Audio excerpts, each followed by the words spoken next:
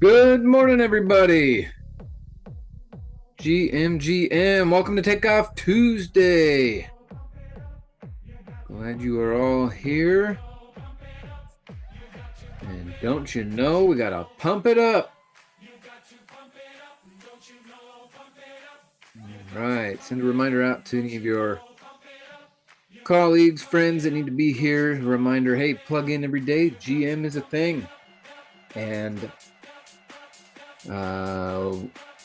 how you do anything is how you do everything. So stay focused. All right, this thing here. There we go. GM. All right, well, it's Tuesday. We got Takeoff Tuesday. Got a great training for you today, a great discussion. Remember, as part of our support for you guys here as the team, you get to bring questions, ideas, scenarios, what ifs.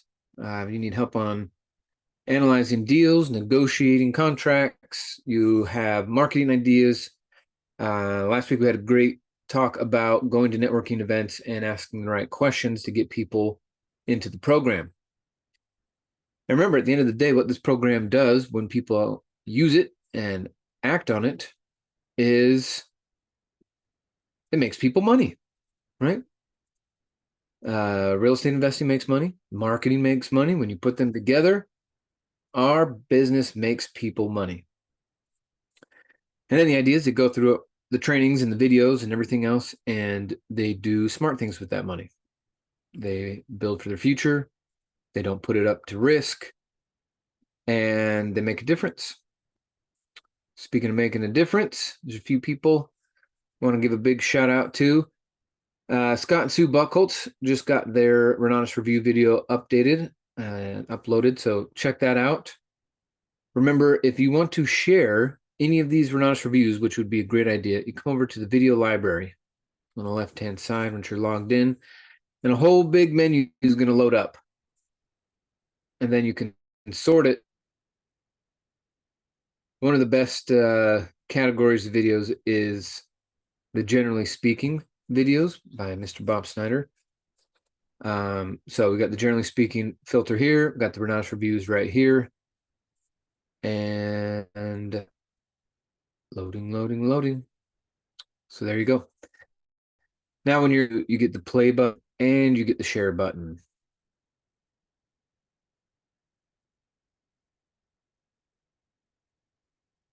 So there you go. Share. Some people are like, oh, I don't know. Remember, most people, right before they decide to buy, they need the answer to 3 questions. Will it work? Will it work for me? And will I do it?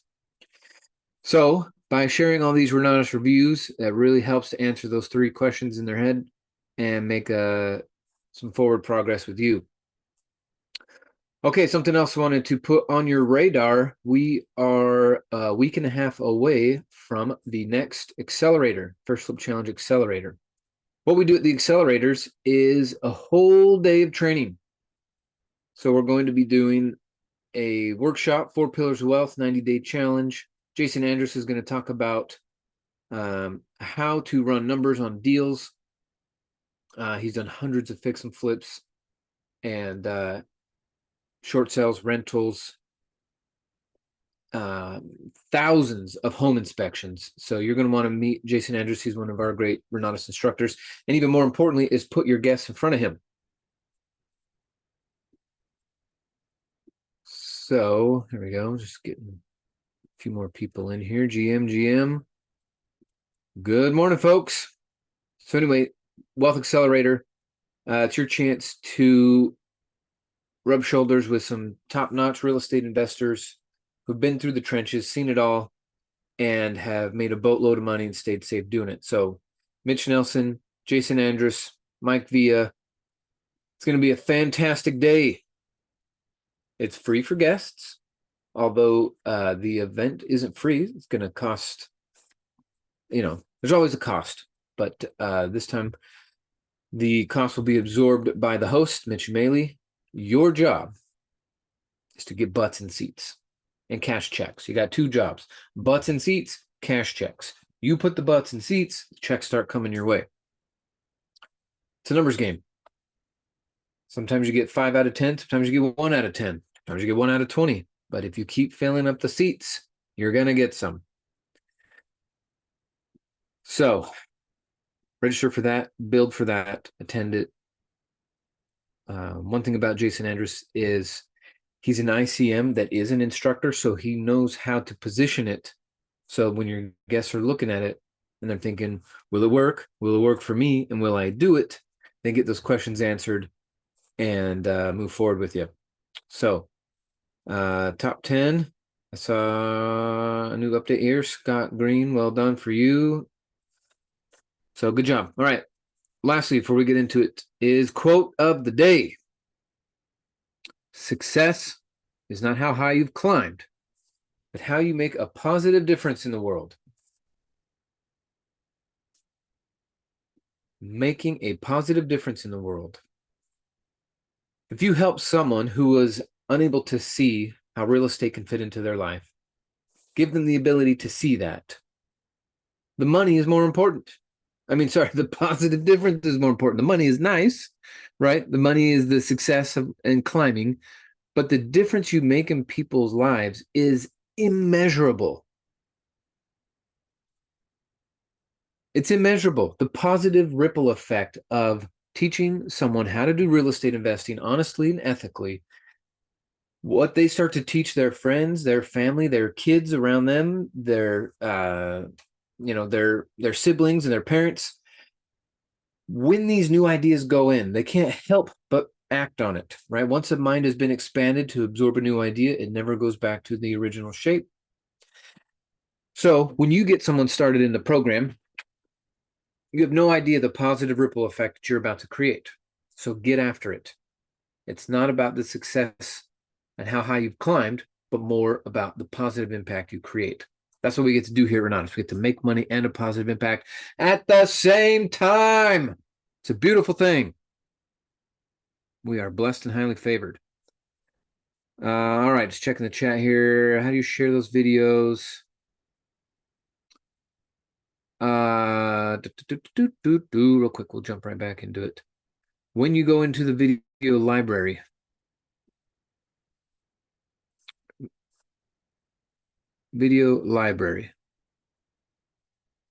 there's two that are hovering over the video icon. And loading. What happened?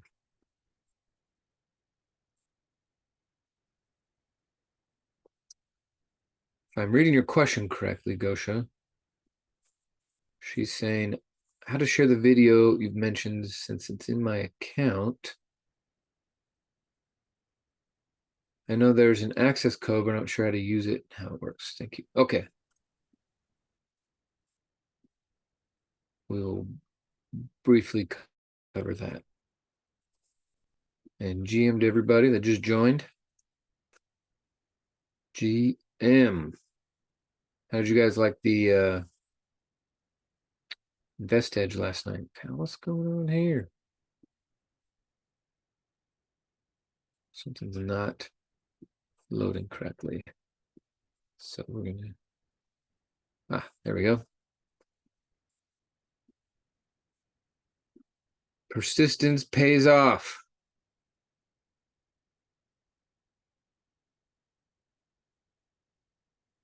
Okay. The access code is something else. It is I don't know why this is doing that. All right.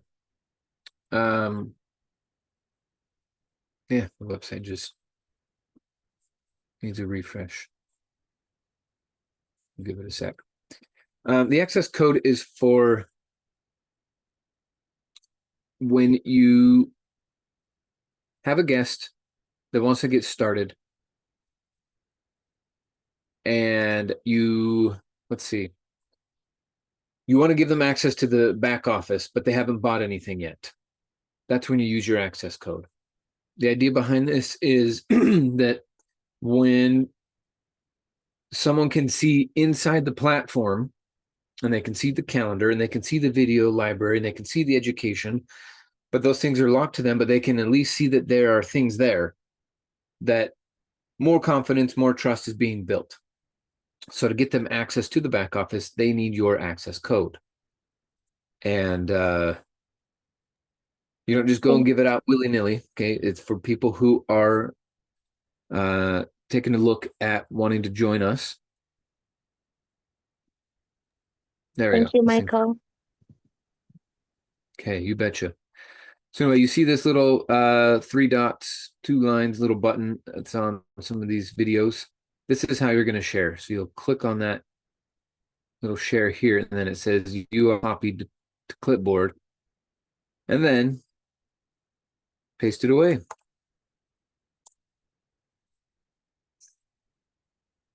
And GM to everybody just joined.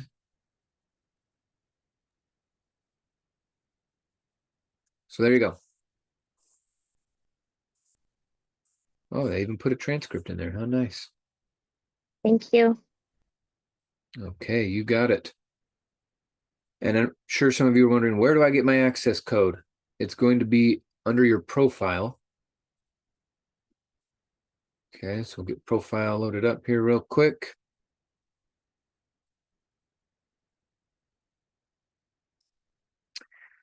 Bum, bum, bum, bum, bum, bum, bum, bum, bum. Access code.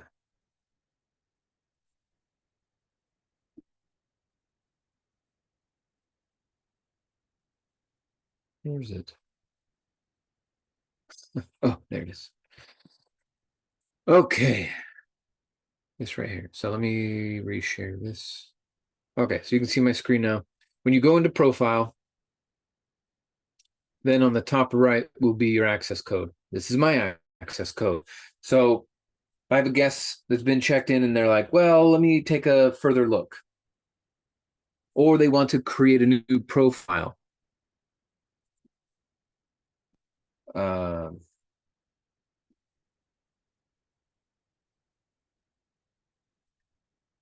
Even if they haven't been checked in, you can send someone to myronatus.com. They click on guest access. Then they're going to need the access code. You put that in there, then it locks them to you, and then they can go and explore. There are plenty of other videos and different content for them to click on so they can enjoy it and see that the system really is there for their benefit. And then they're locked to you. So any questions on that?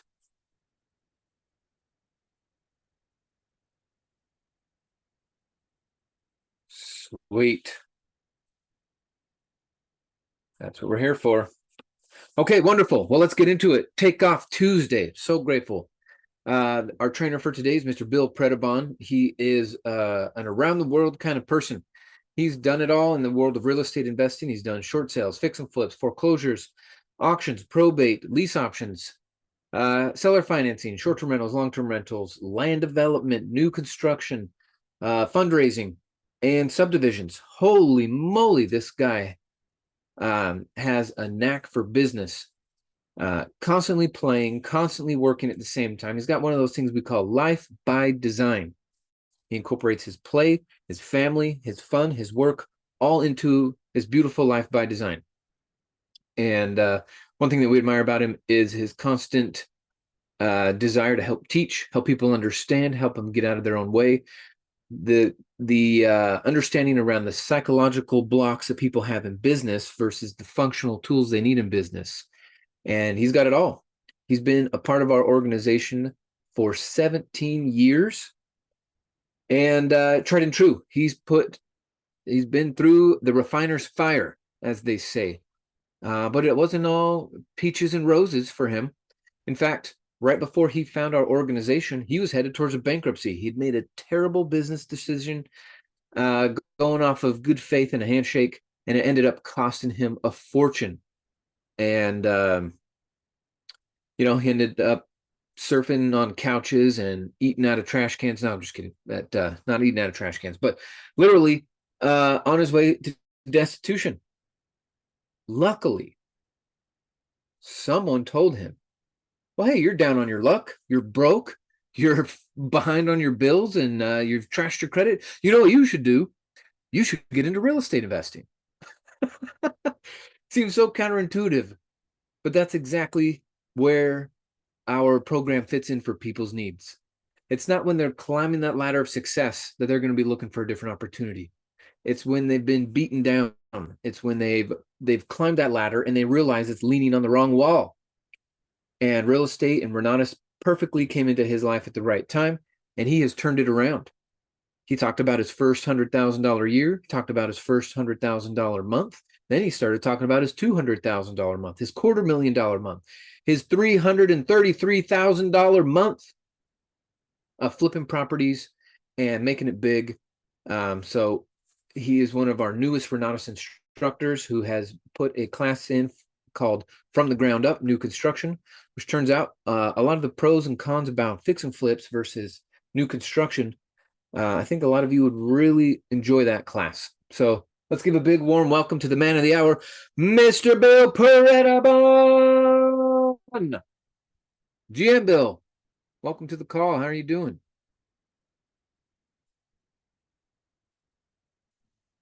Sorry, stupid computer did something weird.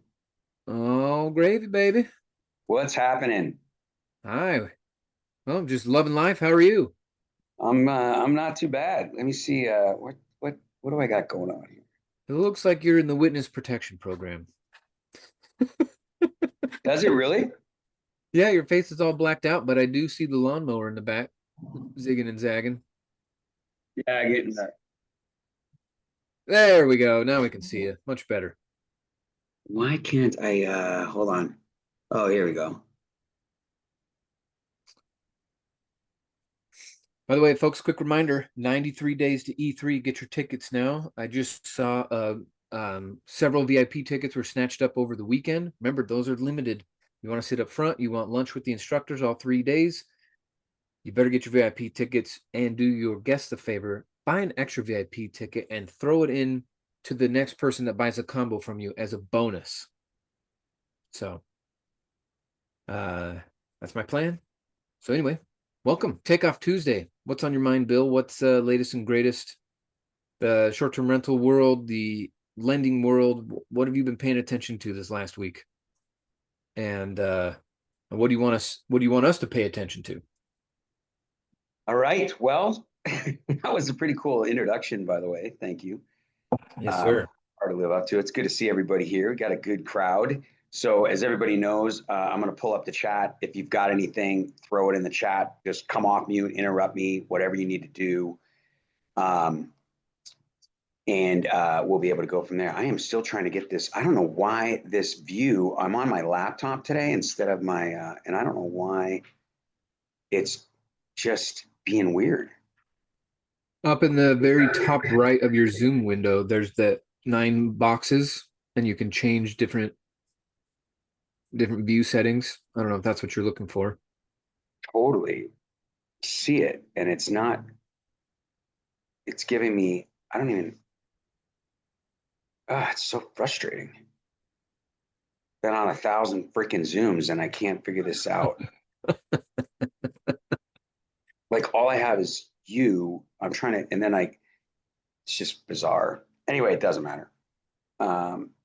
Just want to make sure your chat's open up. So, or folks, you can also come off of mute. This is your time to get some coaching, get some, and it can be on several different topics. But the idea here is that Bill has invested $1 million in his brain, and you can leverage that by asking questions.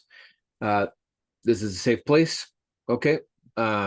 So anyone who's here on the call is obviously here to protect anything that you share that's private. It's an open discussion thing. This is real life. If you got a problem and you're dealing with it and you need some help, this is one of the benefits of a community.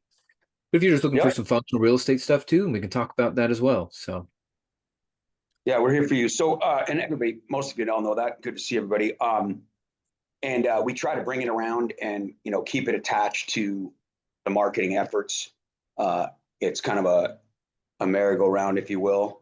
So, so we try to relate it to that, so you can take this into your marketing efforts as well. But if you have, if you're specifically interested in some real estate info, let us know. So, what have I been working on? I'm tying up loose ends. So I'm out in Michigan at the lake house, enjoying the summer out of Phoenix, which we've been doing now for 5 years. This is our 5th season. This year we're going to stay for 6 months. Yep. The last, well, not the last one of my new builds from 2022, we rented it and then we moved into it and then we moved out of it. And so we just rented that this year for a year's lease. We were thinking about selling it. There's pretty good equity in it, but and I would have been able to do it with ordinary income, but the loan that I used to remodify it, or I'm sorry, to refinance it, had a prepayment penalty for 3 years. It was during COVID. If you guys are just after COVID, interest rates were skyrocketing after COVID, and it was 2022 when I refinanced that loan. So I had to take a prepayment in order to get a better rate on a DSCR on that property. So anyway, I'll make a point here in a second. But we rented that place for almost $9,000 a month. So we're kind of homeless right now. It's kind of cool. This is our base home. We haven't really been renting the lake house much anymore. We're just keeping it as a primary residence. I'm going to do some more remodeling downstairs. I think I'm going to build an addition. This year I'm doing a dock. Dock is like $70,000. It's crazy. Depending on what I do with it. And then I got to put in a berm down there and put in a sauna right by the water, do a sauna swim. It's a pretty popular thing up here in the Finlandia area. Sauna swim. So you get all hot and then you run and jump in the lake. And you can do it even when the snow's flying. It's pretty funny. It's pretty fun. So right up until about the time it freezes over. Anyway, so, there's a lot of opportunity, in the class too. It's pretty funny. I get a lot of calls on some of my vacant lots. I have a couple in Phoenix, my next new construction. I'm finishing one now as I'm wrapping it up from here to go on the market. And then I have a new one starting, but I'm finishing raising the capital and getting the plans approved. But I get calls on it quite often to sell it. And people, and my asking price for it is above retail. But interestingly enough, if someone was going to build a highest and best use on that property, which would be about 4,000 feet, and they moved into it, there's no question in my mind without selling it, they would have walked into it with, even at the asking price I'm asking $850 for that lot. I bought it for $6. But I mean, I'm not going to sell it if no one gives me a walk-in price, but because I'll make $500,000 probably on the flip once I build it. But they'd walk in with $250,000 of equity, even at $850 if they built 4,000 square feet. But it's funny, people they don't have I don't know if they just don't. It's a fear factor. So I think it's great that we have that opportunity to reduce that fear through other people's experiences and education combined. So anyway, this house too, when we bought this house in Michigan, there was no plans to buy it. There was, we were looking all the time at real estate pretty much everywhere we go. And, so we travel up here. We still have family up here. And we grew up here. So it was an interest of ours, but we weren't on the, Eric, how many acres? That's a 9,000 square foot lot in Phoenix. He asked $850 for land. How many acres? No, my brother, that is just an infill lot in the middle of a 85018 zip code. It's the richest zip code, not like the richest, like the most expensive, but it's the #1 zip code in Phoenix. It's right next to Camelback, or it includes Camelback Mountain. It borders Scottsdale and Paradise Valley, but it's still in Phoenix, and Phoenix has lower taxes and is a pretty popular area. But that particular zip code usually sells for 3 to 5% above asking price year in and year out. It's the number one, the least depreciating area as far as like when markets move a little bit and go down. That area, you know, is the last to go down in value. It's just and it's a great location.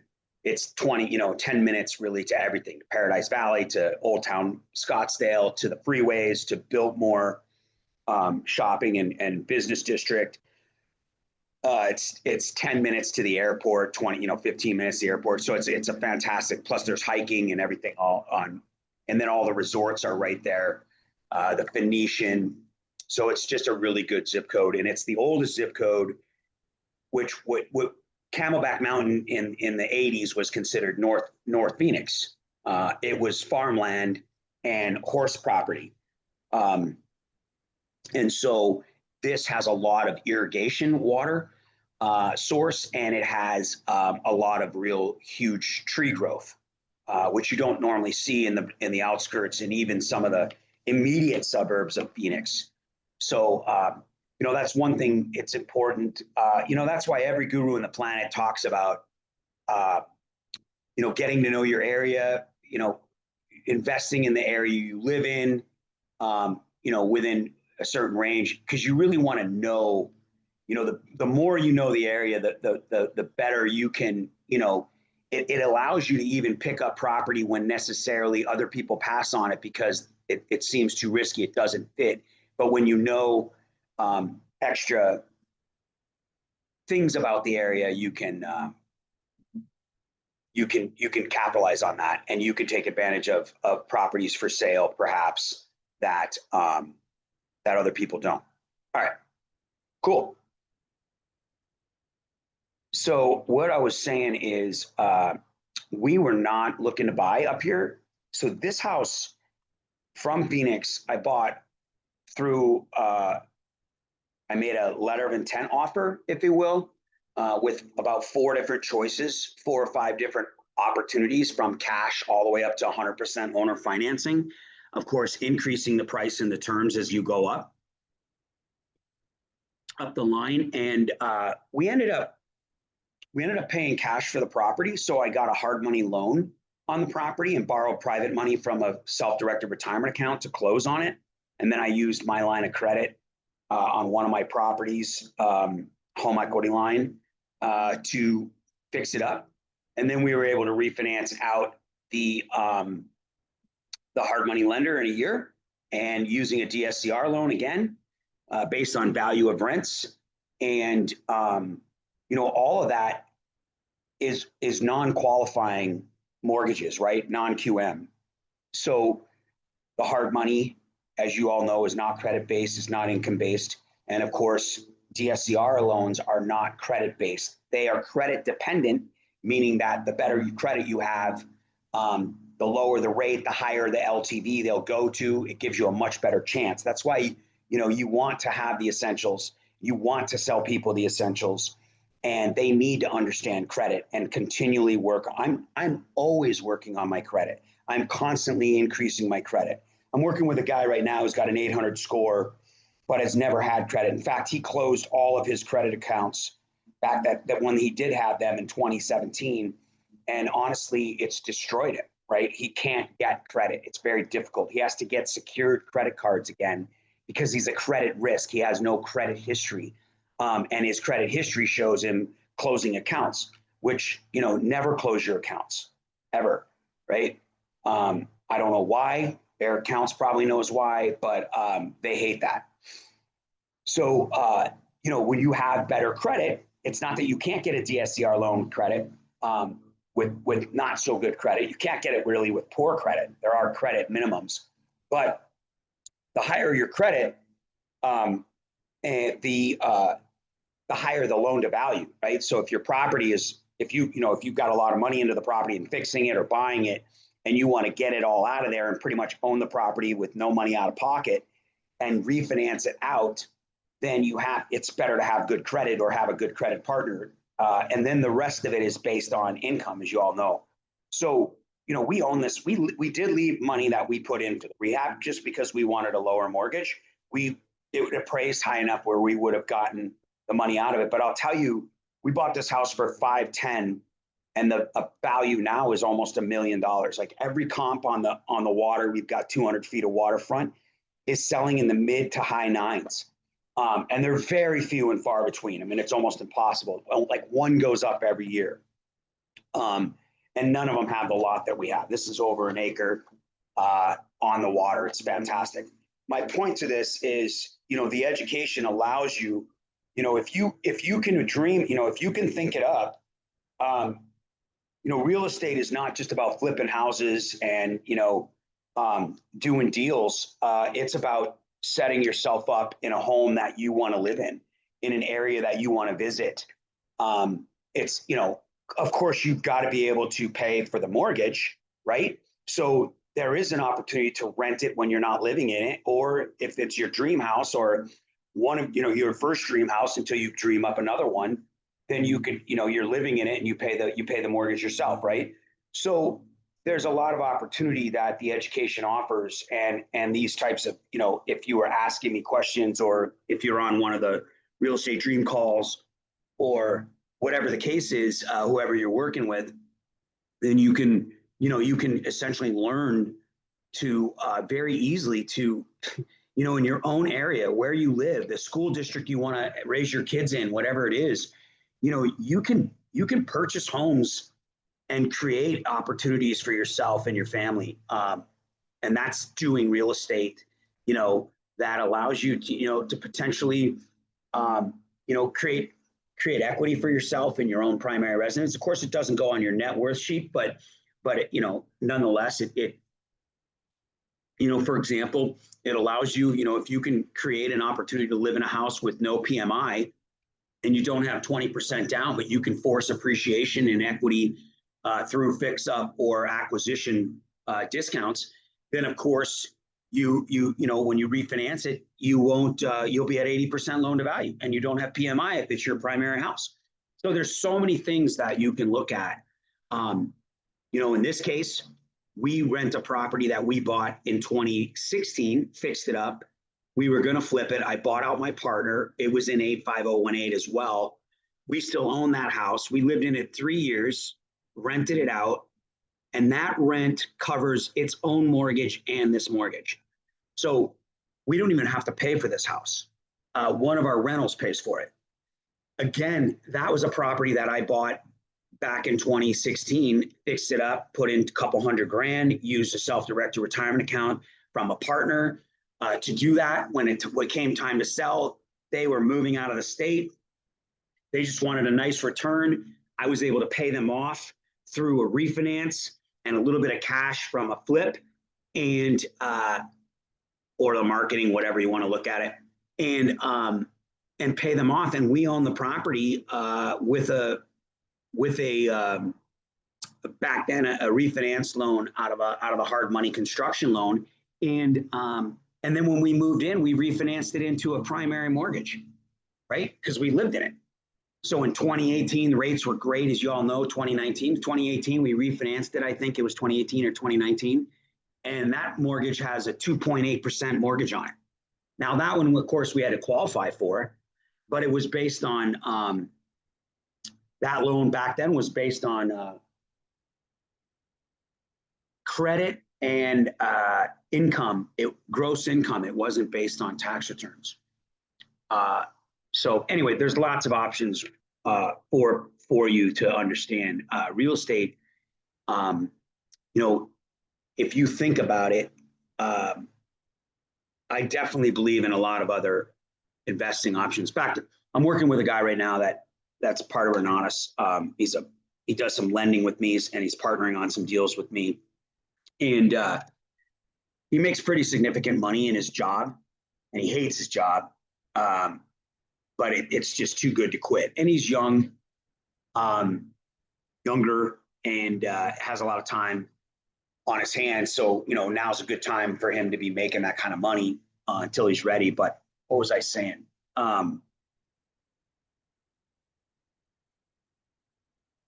I know. So I was working with him, and I don't believe that there's one strategy that you have to do. I don't think that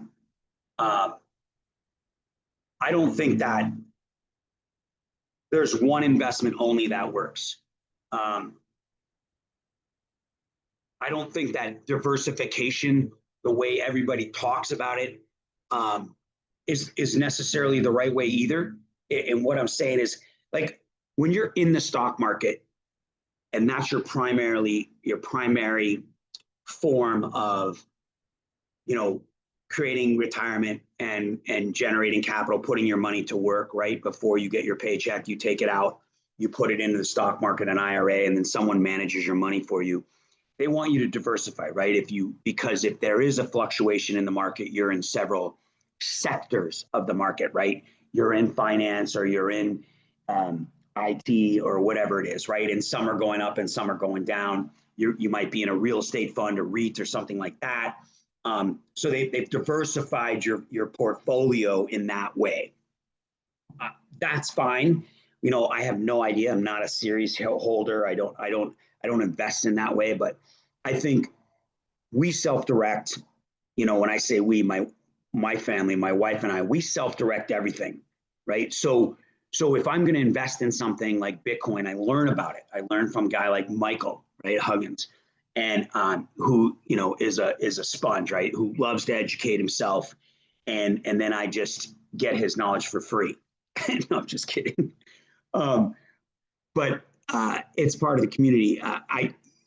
So I believe in understanding where you're putting your money, and then you self-direct it. Like, if I'm going to invest, Sherry and I invested in some oil and gas, right? And so I researched it, and we made the investment, right? We used a broker to buy it, but we didn't have the broker recommend it, if that makes sense.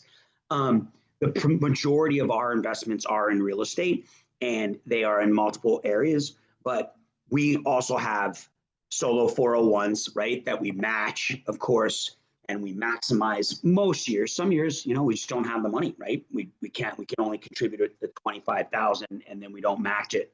But based on whatever we're buying or wherever we're traveling, that kind of thing. So, but we then take that. We actually started a new LLC, and we took all our solo 401s and our self-directed IRA, and our we also have, you guys probably should look into this. It's there's no minimum funding on it, so you might as well do it. But we have an HSA, and we had all four of our self-directed retirement accounts, our solo for own an LLC, and then that LLC now owns some property, and we did an investment. So again, we're directing all of our retirements. I don't even know why we're going on this subject. My point is, I guess, to all this is that these examples are to share with you, like, outside of the box thinking. Whatever you want to do,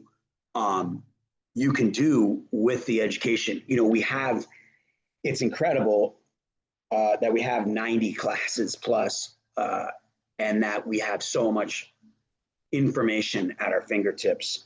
The problem being, we don't have enough time. We don't make enough time to watch it. And then when we do watch it, we watch without purpose, right, or intention.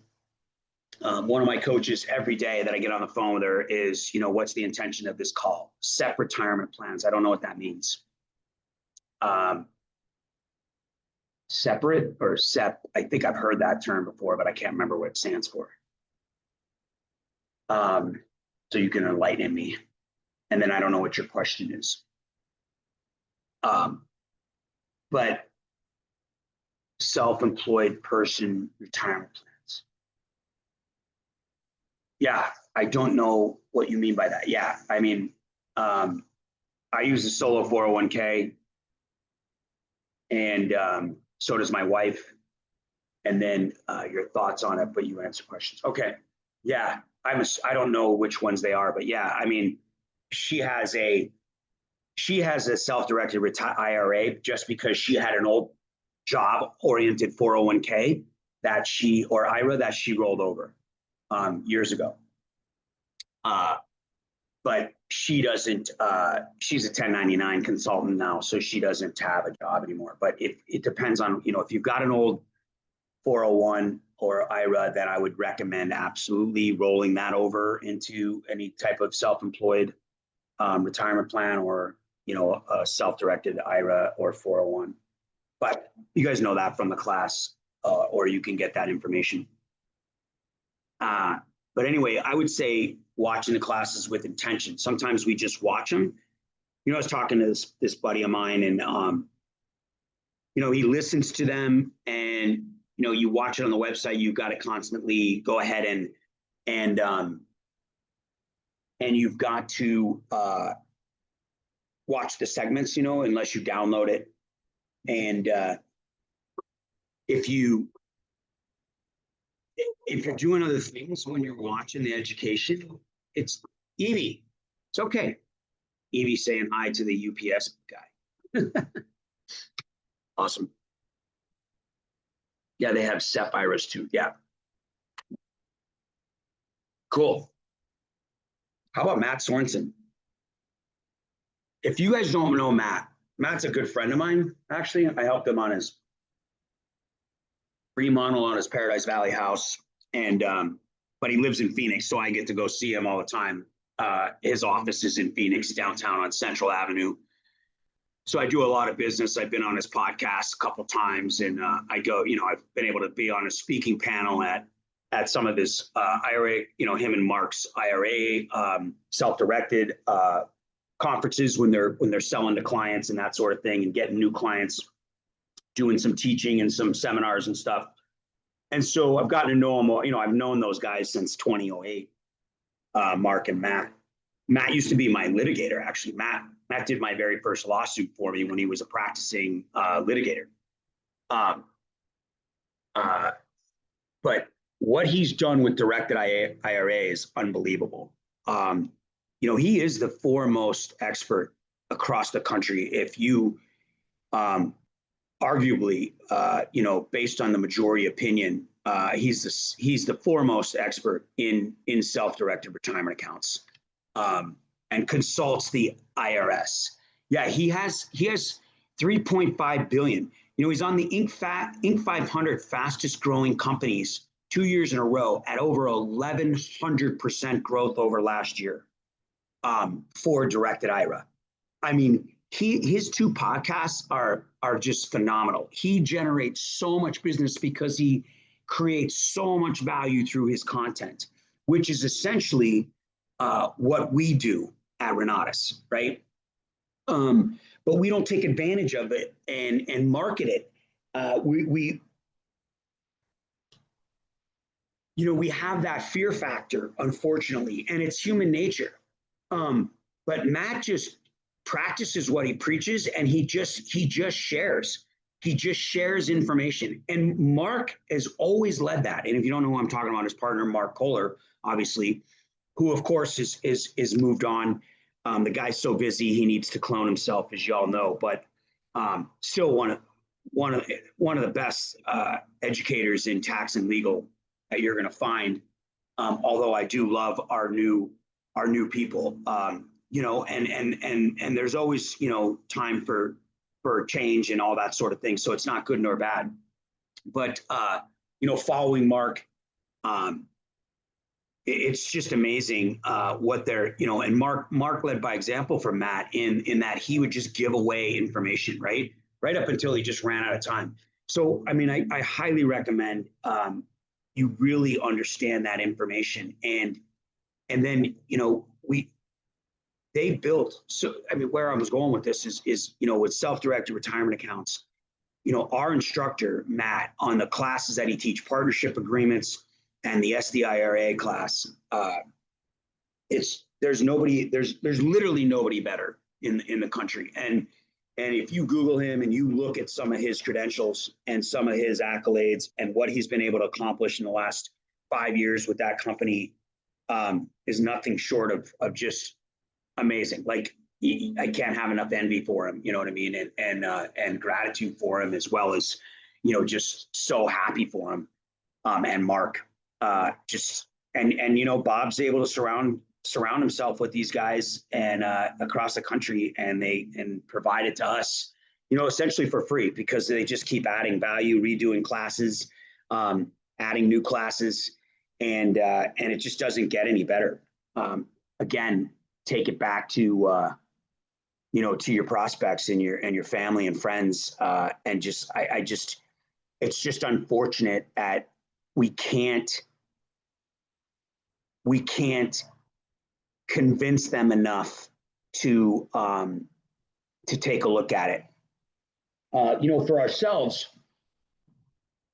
I think as important as it is to share, it's also important for us to take advantage of it.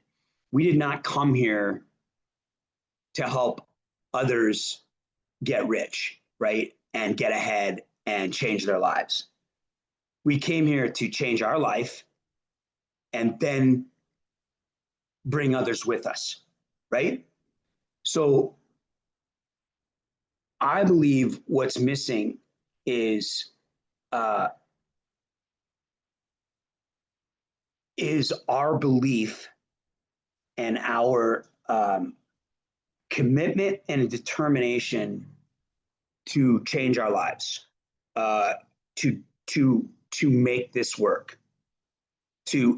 Now I'm speaking in generality because there's successes every day in Renatus with every single one of you, from the acquisition of your education to the fact that you're taking your freaking time out to listen to me in the morning, or Michael or Dane, is awesome. Like, it's humbling. Those are accomplishments you cannot and should not devalue. I think that everything you do in Renatus, whenever you spend time in Renatus, you should chalk up as a win, right? And then you move forward and you intend to have bigger wins, right? I know that not everybody in Renatus is where they want to be. They're not, and including me, right? If I told you the setbacks and the losses I've endured over the last 2.5 years, you would think I would just quit, literally. As many gains as I've had and the opportunities, right?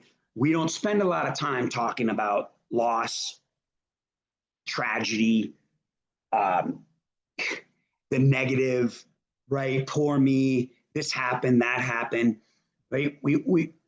Nobody puts their whole life out there to everybody, right? What's the point? But the grass is never freaking greener, in my opinion, and honestly, in my experience.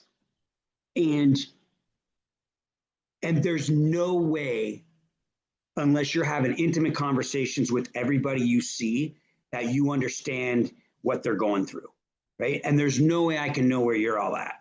There's no way I can know whether you're winning, losing, or drawing, right? And all I know is that you're here, and there's wins that you've already had that you didn't probably pat yourself on the back for, and then there's bigger wins that are ahead of you. But we have to commit to it, right? We want to help other people, but we are not charitable. We are not freaking Bill Gates right now, or not that you want to be, but well, maybe you do, but I don't. But we're not in a position where we can just give. Now we can give back time. We can be charitable. We can give up, tithe to church. We can donate, right? We can start a 501(c) or donate to many of them. And along the way, whatever you can afford, even when you can't afford a little bit, you give. I know you do, right? But we are not a charity yet. And until that moment in time when you can look back and go, yeah, I can start to allocate some of my wealth to some charities. I can start to just give back my time entirely, right? I can just drag people with me instead of guide them, right? That's a whole different world. But in the meantime, we've got to commit to helping. We came here to help ourselves. We came here to help our immediate family, change the lives of our children or whatever it is that your situation is. And so, you know, when I'm talking to my buddy that I was starting out this conversation with, is it's important that we commit to what it is we want to do. And it's hard to know what we want to do if we don't have all the information in front of us, right? If we haven't experienced it. So it's important that we got to be on airplane mode, put it in action. Yeah, 100%, Steve. Yep, Eric, you're right. All these comments are important, are good. And what I mean by that more specifically, when you talk about airplane mode, is remember when I started, when Michael was talking about it, every worst case scenario financially was already there for me, right? I had nothing left to lose. I also didn't have children. And I also didn't have roots, right? That I couldn't give up. I wasn't committed to a place to live. And I really wasn't concerned about being homeless, right? I could live on someone's couch. I could call my dad up for food.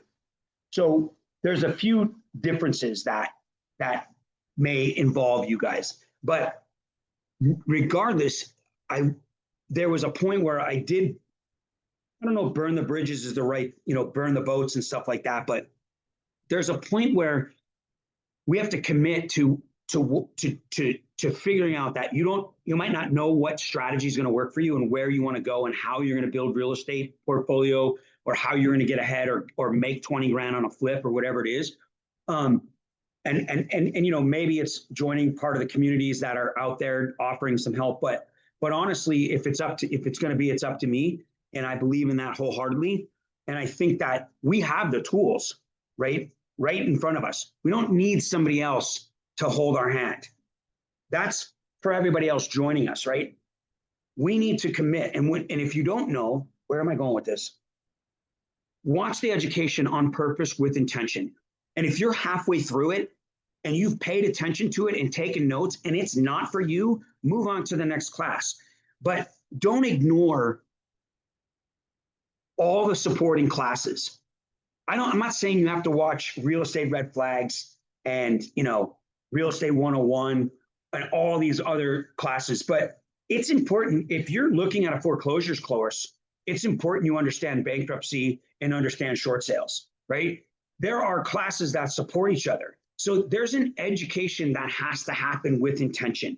When we go to college, for the most part, right, there is no distraction. Some of us had to work in college, right? But it's part-time. It's not necessarily full-time for the most of us, right? There's some scholarships. There's parents helping us. There's financial aid, right?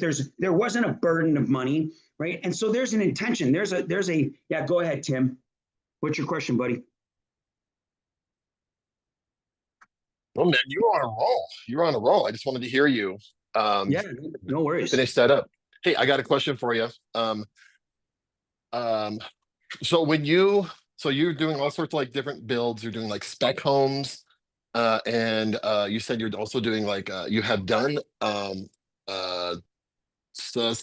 is it called? Subdivisions as well, or have done a subdivision. I don't know which one, but what is your trick to get from start to permits as quickly as possible? So, Well, explain your deal a little more, Tim, because I know you're doing two things at once. So I'll give Bill some more Okay. context. Okay, yeah. So I've got and I appreciate you talking about how you've been, like in the last 2.5 years, you haven't gone unscathed. I'm currently also not going unscathed, and so I'm feeling the heat of buying some of my flips at the wrong time. And so, but I'm very fortunate that I have two homes that are on side by side that we had a flip strategy going on. We have it all nice and done, and but it's been on the market for a long time. We found out that the city is changing the zoning, and so it actually will allow for mixed use. And so right now I'm going through the process of just restructuring the whole deal to make it into a where each house there's 4 townhomes on each lot. Boom, boom. And so I'm kind of working through everything. You know, I've already talked with a drafter, an engineer, a I'm trying to like see who I can get to go and build it. But the biggest thing that I'm thinking, like, I guess the hardest part, because I have built 3 other spec homes, but 2 of them it took like a year of going through back and forth with the architect, and then back and then sending it to the city giving revisions, going back to the architect, and the architect takes like 4 weeks to 8 weeks to get back to me, and just back and forth until we finally get it. So it is frustrating. And I would love to know what you have done or what you've set up in order to um, streamline it or to make it a lot easier for the whole to go from start to build. Because I want to refinance everybody out that's already in the deal as quickly as possible. I have a lender who's willing to refinance them out, but even without the permits. But you know, like every month you hold on to it, it burns time, burn. And so I just want to make this quick and move on. And so I'm just hoping to see if you know or not know, or like if you have any bits of info to help with with that, with in terms of with like getting going going from where I'm at, which is right now I I mean, yeah, so I've already talked with the city, I've already talked with the zoning in terms of what's possible, and they allowed us to do those things. And so or allowed, and so we came up with a plan in terms of how we're going to do it. Now it's just putting it on paper, having the guys do it and submitting it to the city.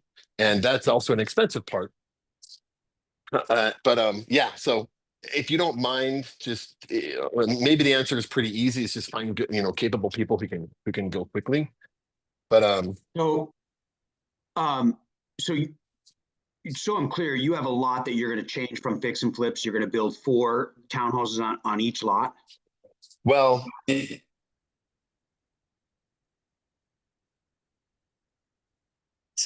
um, and then put in its place, put townhomes where those houses are. Okay, no worries. So, it's really irrelevant what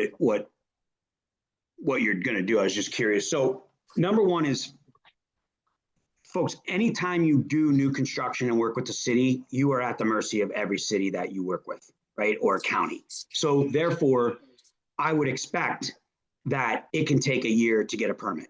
That's not normal. Okay, that's the norm, right? But you don't want to take a year. So one of the first things we did was I Googled, my broker Googled, or in this case, AI or whatever you want to do, or however you want to research it, architects that get their shit done fast, right?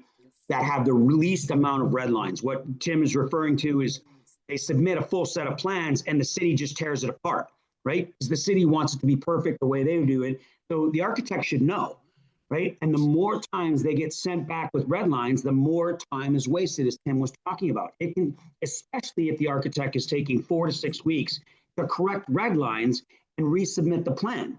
They should be taking 2 weeks max to correct red lines and submit. So I found a guy who had the least amount of red lines of many architects in City of Phoenix. The other thing is you want to see if there's a streamlined process. So now there's architects can be self-certified to go directly to the city and get their own plan stamped via working with the city, but they have to have a certification for that.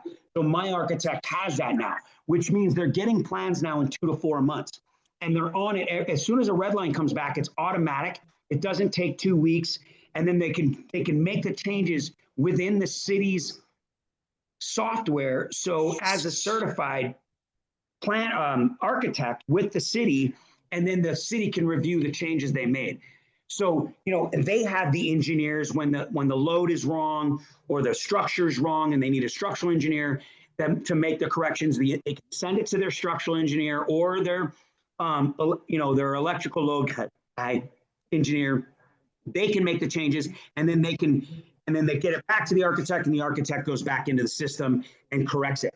So you actually answered your own question by having the people that are capable of getting plans done faster and aren't taking 4 to 6 weeks to correct red lines. That's unacceptable unless he's dropping the price of his plans. The other thing is you're going to want to pay for, you're going to want to pay for a good architect. You're going to want to include that, in my opinion, as part of your due diligence. And so, in the meantime, if there's a property on the existing lot, sometimes I rent it out. I get it rentable at least, unless it's so bad you just got to tear it down. But so you can rent it while it's being because I normally have cash, like you have, private partners, and hard money to acquire the property while I'm getting the plans and paying my architect up front. And then as soon as I get the plans, I get a construction loan to pay everybody back off. And now I have a construction loan and maybe one small cash or my own cash. So then you have a construction loan for a year with an opportunity to also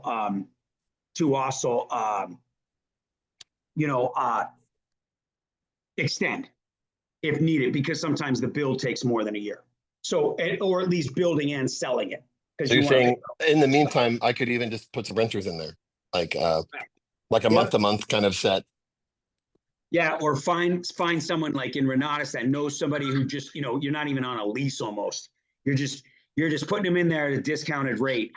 It could even be some construction workers and stuff that you could trade rent for that are going to tear it down for you or something.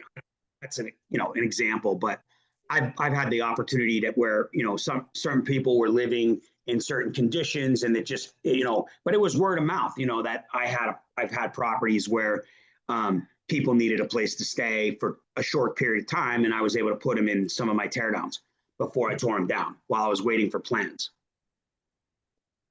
That's awesome. So, that would be my suggestion. I would consider firing that architect. You own, but the problem is they've built the plans, but if they're not stamped and they're built, then you own them. I mean, he'd have to, and you already have a set of them. You could send them over to the new architect. Well, yeah. And I would say right now, so I haven't gone back to that architect on the last 2 ones, but with this townhome project, we've been interviewing a few, like 3 different architects. 2 of them, they actually built subdivisions, or they were the architect on the subdivisions that were on nearby townhome construction projects. And so like right next door, we already have like a big, we have a big subdivision of like a bunch of townhomes. And so my townhomes are going to just fit right in with everybody else. And so I was thinking, okay, because one guy, he said it'd probably be, if we go with, I guess the biggest thing is, the reason why we went with that old architect is because his price was right. He said, he could put the plans together for 10 grand. He'd give us $5K down, a $5K when he finishes or something like that. And he was kind of doing it on the side, but he cost us a year of like hard money, right? Yeah, and so folks, nobody builds plans for 5 or 10 grand anymore. I mean, like every spec home I build, the plans are 30 to 40 grand. Yeah.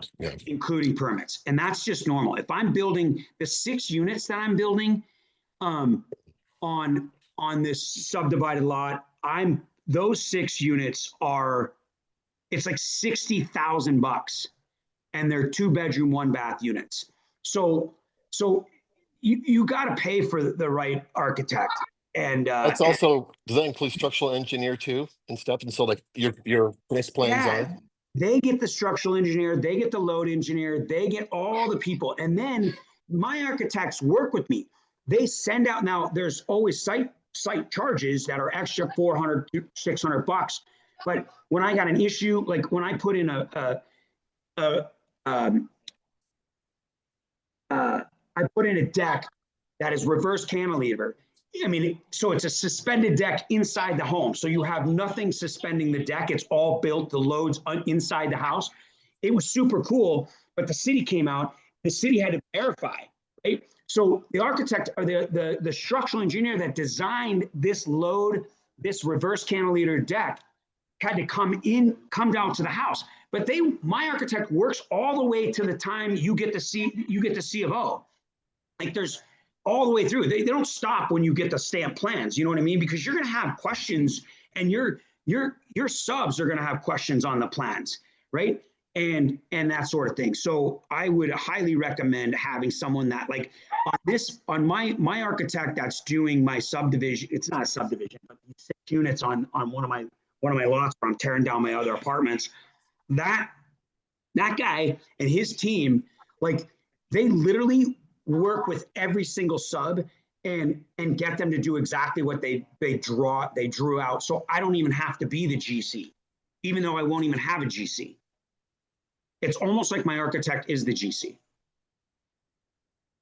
They're like a partner, but I'm paying for it. But it's worth it because I don't know it. I don't want to know anything about architecture and load bearing walls and structural. I just want to know what it looks like. And I want But to your know architect is still a part of the project. So you pay that price, but the architect is still a part of the design process. I'm sure they charge you an hourly rate and they'll send like monthly bill kind of thing going forward too, if they have to go send, yeah, if there's extra special stuff that they have to do. It's just special assessments that'll come up. But it's hundreds of dollars, not thousands. And it's hundreds each time. It can add up to a few thousand, but it's very incidental, relatively speaking, to the project, right? When you're building, I'm building 7,000 square feet, you know what I'm saying? So it's going to cost me $750,000, you know what I'm saying? So almost $1 million. So yeah. So it sounds like I need to ask a couple of these guys questions about how involved are they willing to be post like once we start going vertical. Yeah. I have access to my structural engineer. That is not mine. It's his. I have access to his, I can't remember the term, but it's not an HVAC guy. It's an engineer who engineers the work, the electric load and the HVAC load and the gas load and all that stuff, right? So what's the certification the city has? It's every city's going to be different, and it's in Phoenix. It's can't think of the name. I can't think of it. It's just a certification. It's a self-cert. It's called a self-cert for plans, if I remember correctly. It's a self-certification with the city. Some cities don't even have it. I don't know. Go ahead, Karen. Hi, I was going to second exactly what you're saying, Bill, that selecting an architect, especially who knows that he knows the city and what the city is looking for, because we hire architects and engineers all the time who work projects in the same county, right? And lo and behold, as much as they're experts, right? They work with them in different situations, and questions still come. But to lower the risk, I think it's best to hire the architect who has the relationship and knows the rules and what they're looking for. The that has right? Clearly of the code done this officials. Before. Yeah, you're 100% right. You're right, and you want to ask them. You know what I mean? They can't go from building single family homes all the time, and all of a sudden you're now putting in mixed use or multifamily, and they're not accustomed to it. They're not gonna know. The guy that is building my 6 units builds hundreds of units, but he doesn't do my spec homes, my single family 4,000 foot out. There are 3 different architects I use. I would not use the same architect if I was going to put up containers. Right. And also sometimes when we finish with schematics design, and the direction we're going, sometimes we have the architects go, especially those that have the relationship, talk to the code officials and say, hey, this is our plan, this is our vision, this is the direction, and the red flags early on type of thing. It goes a long ways. Yeah. And honestly, you probably have done this, Tim, is I go to the city. I don't go nearly as much as I used to, but when I first started when I started doing additions and then tear downs, leaving 1 or 2 walls, so doing a complete remodel, but it was still a remodel permit versus a new construction permit. I was going to the city and going to all the windows and just being an idiot. And again, I play dumb and play nice, right? So I'm like, oh, I don't understand. What do I need to do? And they'll just give you all this information, right? I sit and wait in line. I get my number, and then I'm like, oh, is this the right window? And they're like, no, you got to go over there for lot splits, but if you ask her and, ask her what her favorite ice cream is, she'll tell you, and then they tell you all this stuff. And I just spent the whole day there or a couple of hours there on multiple days to learn a little bit about the city and what they're looking for. And then I could have a conversation of intelligence with my architects. Yeah, and also, Tim, I think when you structured the contract with the architect for the different phases for the design drawings, we also ask them during CA, construction administration, when the building goes up, right? And the contractor comes in and the subs and submittals start pouring in. We ask them to give us an estimate of how many hours they plan to do in that phase, but usually that's additional, right? It wouldn't, and then they will charge hourly, whatever their hourly rate is, and they'll send you the monthly bill. Yep, agreed. And Steve says, why don't you determine the involvement you'll need and then find the person that's willing to meet those? Sometimes you don't know what the involvement is, but that's not a bad thing if you've got experience. But it's hard to predict what involvement you'll need. I mean, you would think that once you got your plans, you could just give it to your GC and then have your GC and all your subs just read the plans and do it. The problem is half the guys read plans a certain way, you know what I mean? Then the other half reads it a different way. The sub might read it differently from the GC. So you never know what you're really going to get into. And every architect writes different, like literally creates different stuff. That my guys will be like, why did he put these windows? There's not even room for a windowsill or whatever. And I don't know. You know what I mean? Like, just ad lib it. Like, the city official's not going to be like, oh, you changed the window look. They're just going to look at the type of windows that are in there, right? So it's not a big deal. I mean, you can change things all the time, but so it's hard to determine the involvement. But only when there's like a call that I can't answer, I'll get my architect on the phone with my sub or my GC and be like, you guys work it out. The city officials telling them they can't vent through the ceiling, in this particular AC unit. So now I got to move it, or I got to move the vent, or I got to do a S90 curve. I'm like, I don't know any of that crap. So then I get the 2 people that they can have the meeting of their minds and solve it for the city inspector. You know what I mean? So you just don't know. And a lot of times that shouldn't cost, their advisement on their own plan shouldn't cost extra unless they have to send somebody out to the site. When they have a site visit, they'll charge for that. But normally my architect doesn't cost, not like an attorney, doesn't cost me money every time I give them a call or text them. Hey, Bill, I have a question. Yeah. I know you do ground up construction. I was wondering if you ever or have ever done what we call, what I've known to be called a pop-a roof, meaning that if you have like a ranch style house or something like that, and it's in a growing area or gentrified area, just to add the square footage to get the price that you need, and just add a second story. Have you done that, or you just dealt with ADUs? Well, ADU is all new, right? For most states except California. So it's only happened within the last 2 years, really. So, right. Well, would you suggest doing that, or just do an ADU? That's what I mean. So I would tear down if I'm going to put a second story on. 100%.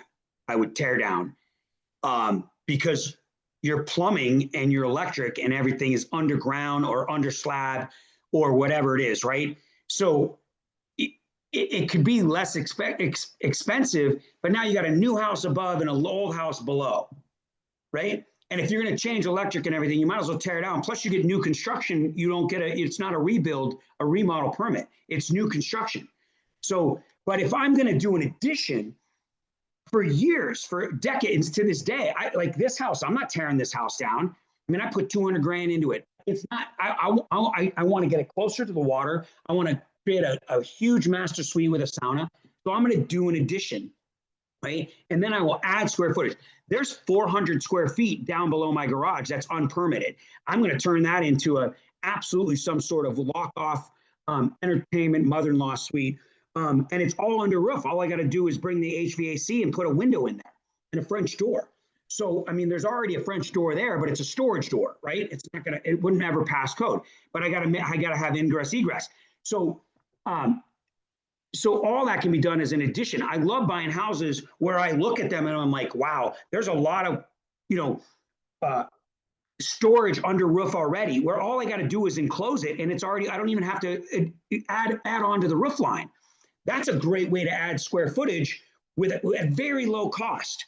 Or if everybody else in the neighborhood is at 1,600 feet and you're at 1,200, I would just add 400 square feet. And in today's day and age, if that was the case, I would just maybe consider a brand new ADU and then just remodel the interior of the 1,200 feet. Now you can put in a 400 square foot ADU, and now you've got 1,600 square feet. You've got a lock off that they can rent off, and it's not part of the existing house. So it's even more of a luxury or more of an appealing asset to the house that would help it sell.